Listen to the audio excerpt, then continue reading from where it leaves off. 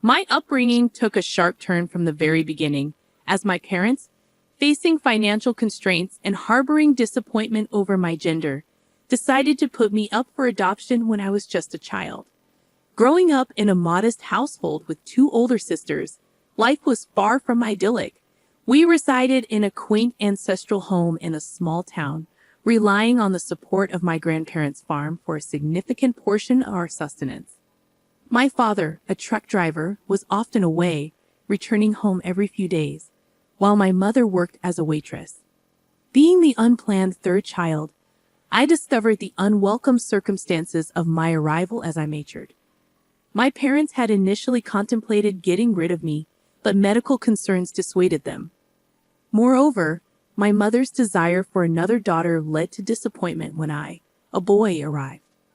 Growing up, my small-town existence became colored by the embarrassment of being dressed in my sister's discarded clothes, a consequence of my mother's practicality in reusing outfits. School became a challenging environment, where I faced ridicule for wearing a girl's uniform and sporting long hair. Complaints only resulted in punishment from my mother. As I navigated childhood, I absorbed a constant stream of abuse and harsh words from my parents. My father's sporadic presence offered little solace, as he fluctuated between a neutral stance and moments of cruelty akin to my mother. My resentment grew as I realized my sisters consistently received the best while I got their leftovers. Rebellion became my coping mechanism, a response to the injustices I perceived. I wasn't a saintly child. I directed my frustration towards my parents, holding them responsible for my misery. Grounded and left to fend for myself, I faced the struggles of a 6-year-old grappling with an unjust reality. A pivotal moment occurred when severe bullying in the playground pushed me to the brink. Upon discovering my sister's new holiday clothes, I succumbed to a fit of frustration, cutting them into confetti. While I regret my actions, they stemmed from a place of pain rather than malice. Instead of understanding my turmoil, my parents deemed it a sin deserving the harshest punishment. They decided to put me up for adoption. Despite waiting for a month, no one stepped forward to take me in. The frustration that followed was directed at me, reinforcing the narrative of my perceived worthlessness. In the midst of it all, I overheard my mother expressing how unwanted I was, further deepening the wounds of rejection. I often find myself pondering the wish that I had undergone a gender check, a step that might have spared me from being brought into a world where my parents harbored such intense hatred for me. It's disheartening to bear the weight of their disdain, especially for a reason beyond my control. After a considerable period with no takers for my adoption, my parents began discussing the situation with friends and relatives. Dad happened to know someone in the neighboring town, a man running a food van with his wife. Though they were economically less fortunate than us, their desire for a child had remained unfulfilled for over a decade. Dad approached them, and without hesitation, they agreed to adopt me. The moment Dad broke this news to Mom and my sisters is etched in my memory. Their joy at the prospect of getting rid of me was palpable. Dad, however, provided a disclaimer about their financial limitations, suggesting that I might not be able to attend school. Mom, nonchalant, dismissed it, urging Dad to drop me off the next day. I stood at the corner, holding the curtain, torn between my disdain for my family and the fear and hurt of leaving them. Tears welled up, but I kept them silent. The excitement of my family overshadowed my presence. When Dad finally noticed my tears, he offered a comforting pat on my back, instructing me to pack my belongings as we would leave for my new family the next morning. Though my heart screamed, the cries went unnoticed. I packed, hoping my new family would be kinder. The next day, Dad drove me to the neighboring town. The emotions during that journey remain a blur, a numbness that enveloped me. My new family, indeed financially modest, had a tiny house with one room. They had converted a storehouse into my living space. It was small, but at least I had a room, a luxury I never enjoyed before. My belongings found a home in a tiny closet at the corner. My new parents, Mary and John, greeted me with warmth and affection, qualities unfamiliar to me, coming from a disturbed household. Doubts lingered, and I resisted getting attached, fearing another abandonment. It took months for me to realize that their love was genuine. Despite discontinuing school that year due to the mid-session move, they promised to enroll me the following year. Witnessing their relentless efforts to save money for my education endeared them to me. In time, I reciprocated their love. My adoption, initially viewed as a curse, turned out to be a blessing. My biological parents never reappeared, allowing me to embrace my true identity as a boy. Mary and John, diligent and hardworking, devoted 14 to 16 hours a day to their food truck, located just outside their modest apartment. During the times when John and Mary were engrossed in their work, I wasn't left to fend for myself. Through my bedroom window, I had a clear view of their activities. Gradually, I found myself spending my days on the food truck, lending a hand wherever I could. When I entered school, my focus shifted to studies, yet I continued aiding them with chores during my free moments. By the age of 10, I was assisting John at the cash counter, showcasing an early proficiency in calculations. Business and accounting became familiar territories for me. Post-high school, a burning desire to run their business full-time emerged within me. However, both John and Mary insisted that I complete my college education first. They generously funded my studies, recognizing the need for formal education. As they aged and grew frail, I yearned to assume their responsibilities as they had done for me. Still, they reassured me they could manage for a few more years and urged me to pursue higher education. My college focus was on business and accounting, driven by my ultimate aspiration to become an entrepreneur. Graduation day marked a pinnacle of joy, with John and Mary celebrating as if over the moon.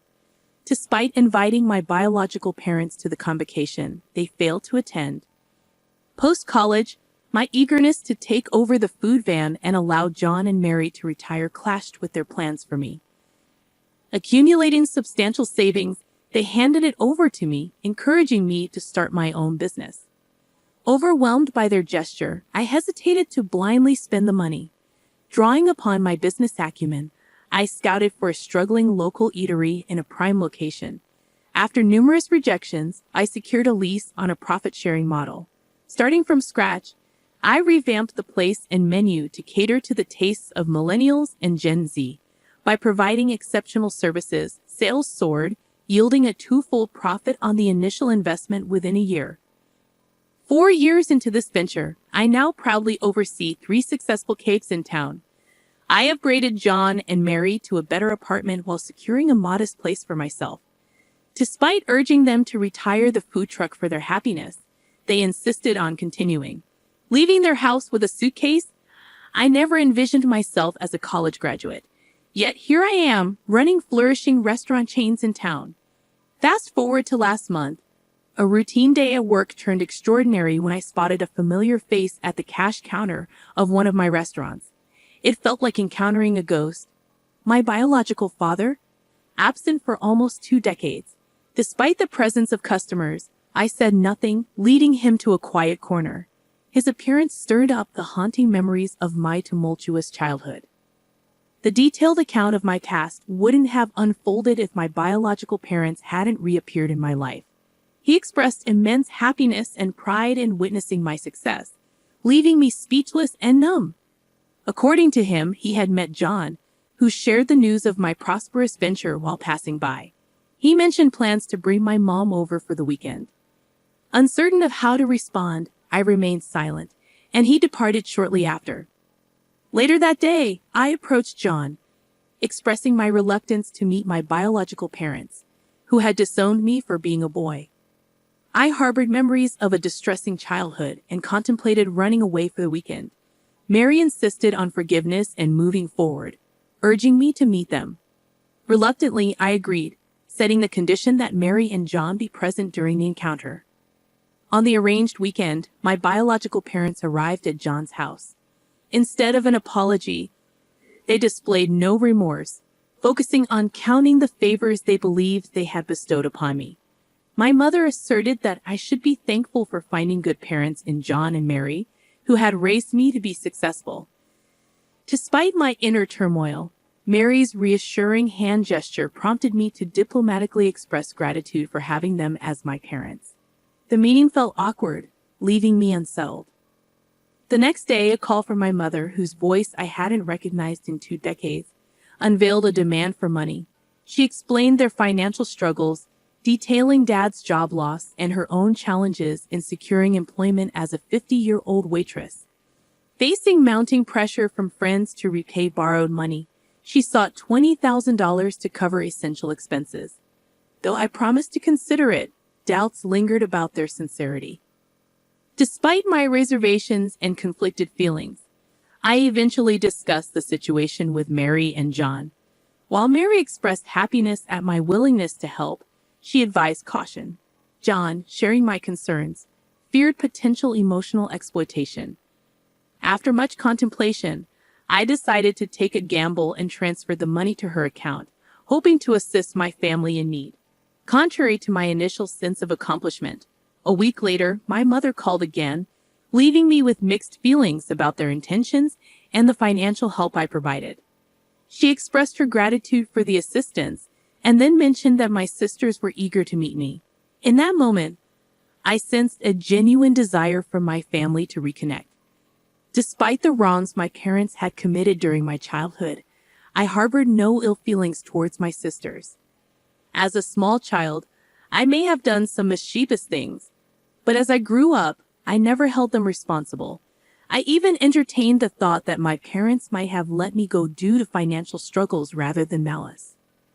When Mom suggested meeting on the upcoming Sunday and I offered to drive home, she proposed an alternative, meeting somewhere outside. I agreed without dwelling too much on it. After the call, a sense of uneasiness lingered. Why didn't she want me to visit home? Meeting family after so many years? Wouldn't it be more natural to call them home instead of opting for a restaurant? Nevertheless, she sent me the details of the restaurant, and it turned out to be one of the fanciest in town. At that moment, my focus was on the fact that they didn't invite me home. I joined them at the restaurant, and the reunion with my sisters brought a momentary sense of happiness. However, when the menu arrived, they began ordering the priciest items, seeking the most expensive dishes. When my father remarked, "Order the most expensive one. My son is a big man now," it felt mean-spirited and wicked. As they indulged in the lavish feast, I found myself footing the bill, a situation that left me contemplating wild thoughts like ghosting them before settling it.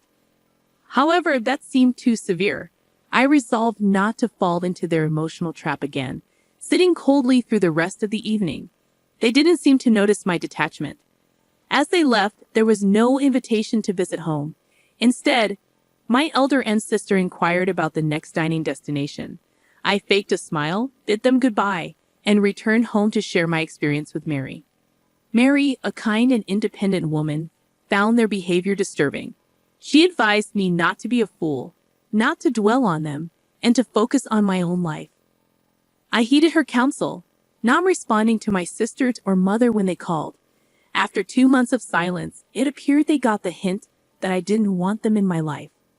In the subsequent update, I acknowledged the support and shared my decision to stop responding to my sisters and biological parents, realizing they seemed interested only in money. However, after 5 months, my mother called again, attempting small talk that felt fake and insincere. When she eventually disclosed that my sisters had to drop out of college due to financial struggles and asked me to fund their education, I couldn't contain my frustration. Despite her plea for help, I remained firm in my decision to distance myself from their intentions. I was at work during that call and wanted to keep a clear head, so I decided to hang up. However, she persisted, calling again in the evening.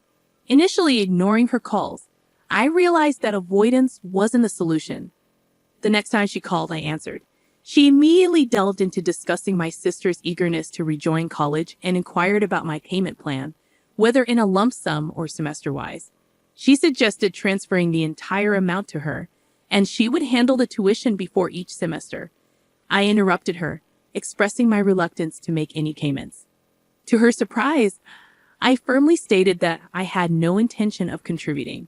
She inquired about the refusal, suggesting installment payments, but I reiterated my stance, emphasizing that my elder sister's education wasn't my responsibility, particularly given my parents' abandonment. I pointed out the opportunistic nature of their sudden interest in me due to my financial standing. This incited her anger, and she retorted that I owed them for bringing me into the world, asserting my duty to care for them. Although I had much to say, my words fell on deaf, narcissistic ears. I acknowledged my gratitude to my actual parents, John and Mary, who had earned the titles of mom and dad through their love and care. In contrast, my biological parents had no place in my life. They had discarded me at the age of 6. As she hurled abuses, I simply responded with the wrong number and hung up. Regardless of how I may be labeled, I refused to squander my hard-earned money on a so-called family that had abandoned me. Addressing a comment from the previous updates about calling John and Mary by their names instead of mom and dad, I clarified that I indeed refer to them as mom and dad. The usage of names in the narrative was for the sake of storytelling. John and Mary, my true parents, held a special place in my heart. As for my biological parents, they didn't exist for me. Moving on to the next story, I discovered my wife's infidelity with someone she met at a convention. We had shared a love for all things nerdy, bonded over gaming, anime, and conventions. However, despite our seemingly strong connection, I unearthed her betrayal and took decisive action. 5 years into our marriage, the foundation we had built on mutual interests and passions seemed solid. We both reveled in nerdy activities, from gaming to discussing the latest chapters of manga like Legend of Zelda and One Piece. Our love for each other grew rapidly, leading to a fast-tracked marriage. Our wedding, brimming with nerdy charm, celebrated our shared interests. Due to work constraints and financial considerations, attending conventions had become a rare occurrence for us. Wanting to make our 5-year anniversary special, I decided to surprise her with tickets to a renowned Comic-Con. It was a dream event for many enthusiasts, and her joy upon receiving the surprise was palpable. However, this seemingly idyllic scenario took an unexpected turn. I always struggled to gauge women's interest, often realizing it only in hindsight. This pattern persisted even with my wife, as it took 3 extensive conversations on Discord for me to grasp her feelings and desire to know me better. When we attended a convention together, things seemed enjoyable. A woman dressed as slave Princess Leia complimented my stormtrooper costume, which I hastily put together. Unaware of her advances, my wife, noticing the attention, expressed her frustration at my obliviousness. As the convention unfolded, we joined a meetup where a guy, dressed as Han Solo, engaged in conversation with my wife, also portraying Princess Leia. Their interaction intensified, causing me to step in and mention my role as the husband. Although he acknowledged me politely, he avoided eye contact. Confronting my wife later, she insisted there was nothing amiss, attributing his friendliness to a shared interest in Star Wars. Believing her, I brushed off the incident. The next day, my wife fell ill, prompting me to leave and return later with a gift. However, she grew distant, responding minimally to messages.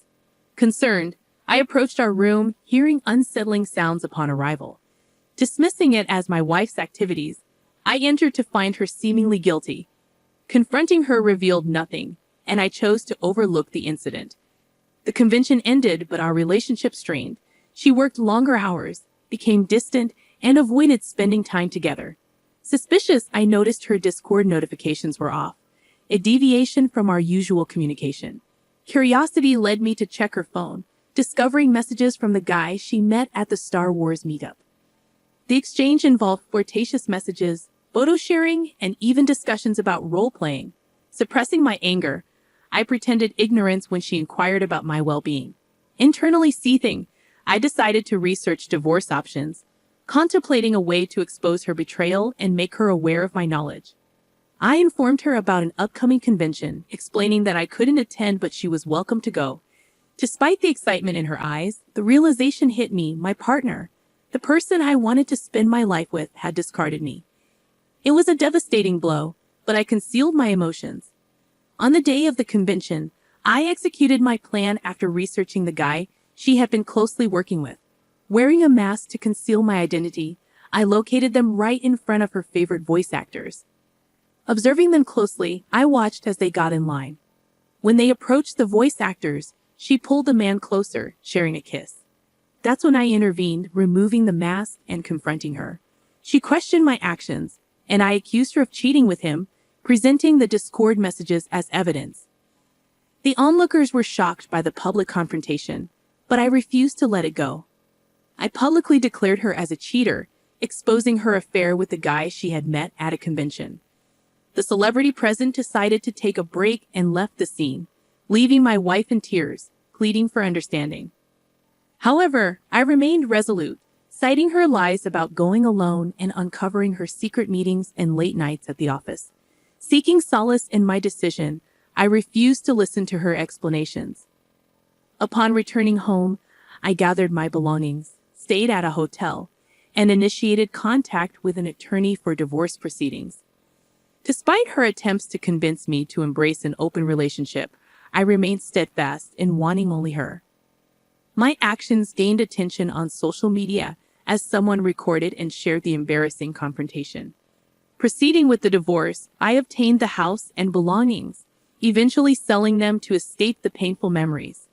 Uninterested in her fate, the nerd community widely discussed the incident, creating a significant buzz on platforms like Twitter. Her boss eventually discovered the situation, but my focus shifted towards my ongoing quest for love, steering clear of a relationship with a cheating partner like her.